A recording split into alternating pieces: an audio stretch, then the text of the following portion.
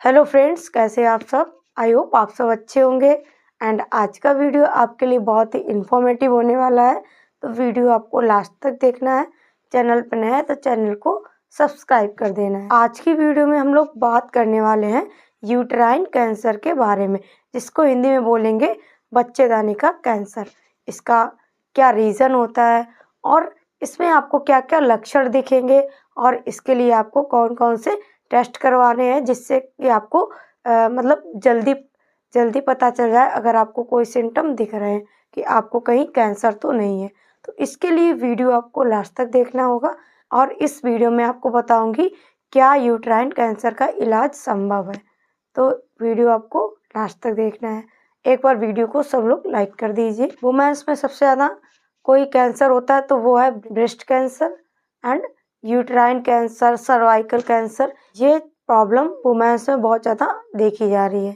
तो इसके लिए क्या क्या आपको प्रिवेंशन रखना होगा और क्या क्या आपको इसमें साइन और सिम्टम दिखेंगे। वुमेन्स में जेनाइटल एरिया में बहुत टाइप के कैंसर हो सकते हैं, जैसे उनके सर्विक्स में कैंसर होता है, यूट्रस में कैंसर होता है, अलग अलग टाइप के हो सकते हैं। उन्हीं में से एक कैंसर है इंडोमेट्रियम कैंसर, जो कि आपके बच्चेदानी का कैंसर होता है। इसको यूट्राइन कैंसर के नाम से भी जानते हैं। इसमें क्या होता है, आपकी बच्चेदानी की जो अंदर वाली परत है उसको उन कोशिकाओं में बहुत ज़्यादा आपको चेंजेस देखने को मिलेगा और जो सेल डिवीज़न होता है उसमें प्रॉपर नहीं होता है, अबनॉर्मल सेल डिवीज़न होता है। मतलब अबनॉर्मल डिवीज़न होता है सेल का।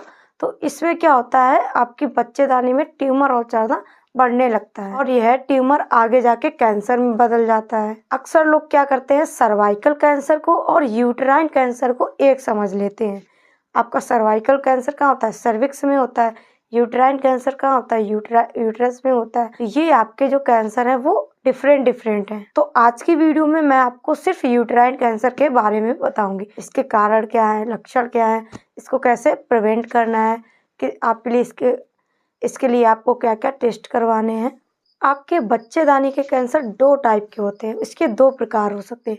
पहला क्या है, यूट्राइन सार्कोमा। इसमें क्या होता है, यूट्रस है उसके आसपास जो मांसपेशियां हैं और जो परत है उनमें ये कैंसर आपको मिलेगा, जिसको यूट्राइन सार्कोमा बोलेंगे। नेक्स्ट टाइप आपका क्या होता है, इंडोमेट्रियम सार्कोमा। इसमें क्या होता है, इसमें आपकी जो यूट्रस की अंदर वाली परत है, सबसे इनर लेयर है, उसमें आपको कैंसर मिलेगा, तो उसको हम एंडोमेट्रियम सार्कोमा बोलेंगे। यूट्राइन सार्कोमा में क्या था, इसमें आपके यूट्रस के जो आसपास के मसल थे, जो भी परत थी, तो उसको हम यूट्राइन सार्कोमा बोलेंगे।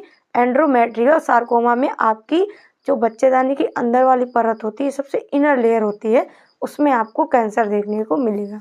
तो ये हमारा हो गया type of uterine cancer. Uterine cancer के स्टेजेस भी होते हैं, कुल इसके 4 स्टेज होते हैं। अब मैं आपको बताऊंगी फर्स्ट स्टेज में क्या होता है, सेकेंड स्टेज में क्या होता है। तो यहाँ पे आपको बहुत ही ध्यान से सुनना है। यूट्राइन कैंसर की कंडीशन के सीवियरिटी के हिसाब से इसको डिवाइड किया गया है, मतलब कैंसर कितना सीवियर है, किस स्टेज में पहुँच गया है। फर्स्ट स्टेज में क्या होता है, जब आपका कैंसर सिर्फ गर्भाशय तक होता है, बच्चेदानी तक होता है, तो इसको फर्स्ट चरण में रखा जाता है, फर्स्ट स्टेज में। सेकेंड स्टेज में क्या होता है, इसमें आपका जो कैंसर है उसमें आपका यूट्रस तो इसमें इन्वॉल्व होता है, साथ साथ में आपके सर्विक्स तक भी ये फैल जाता है, जिसको हम सेकेंड स्टेज बोलेंगे। थर्ड स्टेज में क्या होता है, इसमें कैंसर आपके जो बाहर जो लिम्फ नोड है वहाँ पे फैल जाता है, तक नहीं पहुँचता है, आपके एनस तक नहीं पहुँचता, बट जो वहाँ के लिम्फ नोड है वहाँ तक ये फैल जाता है, इसको थर्ड स्टेज बोलेंगे। नेक्स्ट आपका है फोर्थ स्टेज। फोर्थ स्टेज में कैंसर कहाँ तक फैल जाता है, उसमें आपका यूट्रस भी इन्वॉल्व होगा, उसमें आपका सर्विक्स भी इन्वॉल्व होगा, वहाँ पे आपका यूरेथ्रा भी इन्वॉल्व होगा और उसके आसपास जो भी ऑर्गन है, एनस हो गया, तो इसको हम फोर्थ स्टेज में रखेंगे। तो इस हिसाब से आप समझ सकते हो कि कैंसर के क्या क्या स्टेजेस होते हैं। एक बार मैं आपको फिर बता दे रही हूँ। फर्स्ट स्टेज में क्या होता है, कैंसर सिर्फ बच्चेदानी तक रहता है। सेकेंड स्टेज में बच्चेदानी से आपके सर्विक्स में भी आ जाता है। इसके बाद में थर्ड स्टेज में क्या होता है, वहाँ के जो आसपास के लिम्फ नोड है वहाँ पे फैल जाता है, बट थर्ड स्टेज में आपका जो यूरेथ्रा है और जो एनस है वहाँ पे नहीं फैलता।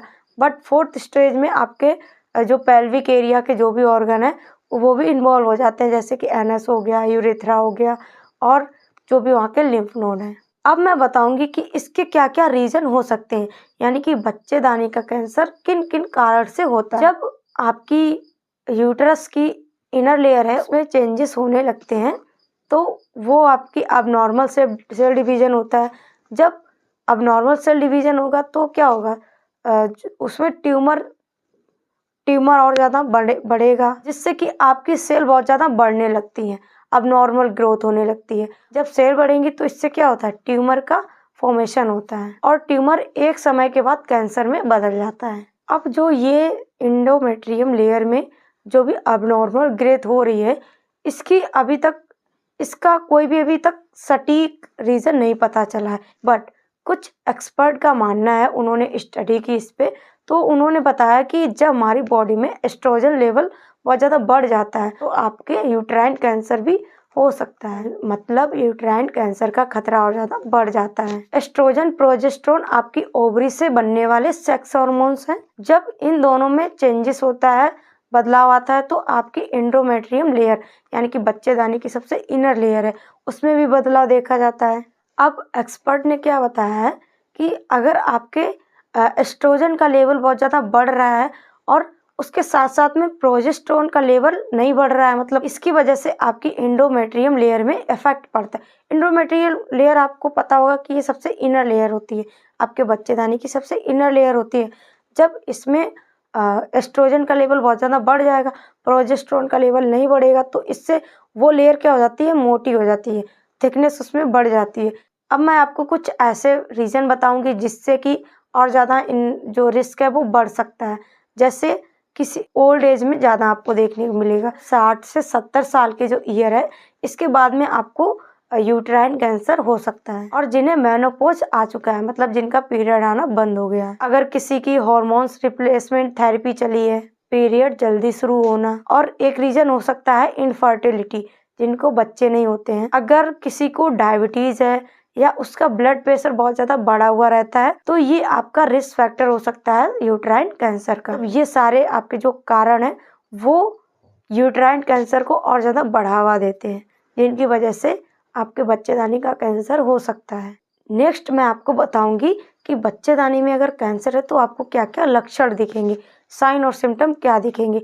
इसको आपको बहुत ही ध्यान से सुनना है जिससे कि आप समझ पाओ, अगर आपको कोई साइन और सिम्टम देखने को मिल रहा है अपनी बॉडी में तो जिससे आप समझ पाओ कि आपको क्या प्रॉब्लम हो सकती है। जब किसी वुमेन को यूट्राइन कैंसर होता है तो वो अपने जो भी उसके बॉडी में साइन सिम्टम है वो उसको फील कर सकती है। इसमें आपकी वजाइना से डिस्चार्ज भी हो सकता है, स्पॉटिंग भी हो सकती है। अगर किसी का मेनोपॉज हो गया है इसके बाद में भी वजाइना से डिस्चार्ज आ रहा है, वाइट डिस्चार्ज आ रहा है, इसमें आपके पीरियड टाइम में बहुत ज़्यादा आपको ब्लीडिंग होना, और इसका एक लक्षण क्या हो सकता है, जब आप इंटरकोर्स करते हो तो उस टाइम पे बहुत ज़्यादा ब्लीडिंग होगी, जो कि इसका सबसे मेन लक्षण होता है। अगर आपको ऐसा हो रहा है तो आपको तुरंत टेस्ट करवाना चाहिए। नॉर्मली आपने देखा होगा पीरियड कितने दिन के लिए आता है, 3 या 4 दिन के लिए।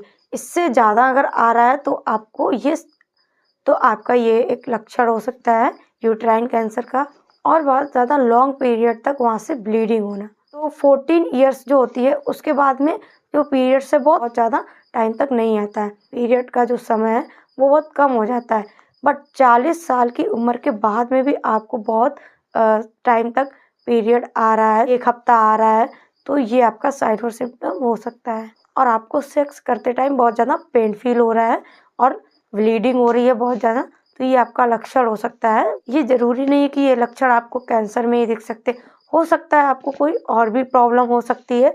तो आपको इसके लिए एक्सपर्ट के पास जाना है, अच्छे डॉक्टर के पास जाना है। एक्सपर्ट का मानना है कि अगर किसी को कैंसर है, यूट्राइन कैंसर है, तो ये सही होगा या नहीं होगा वो कहाँ डिपेंड करता है, उसकी स्टेजेस पे।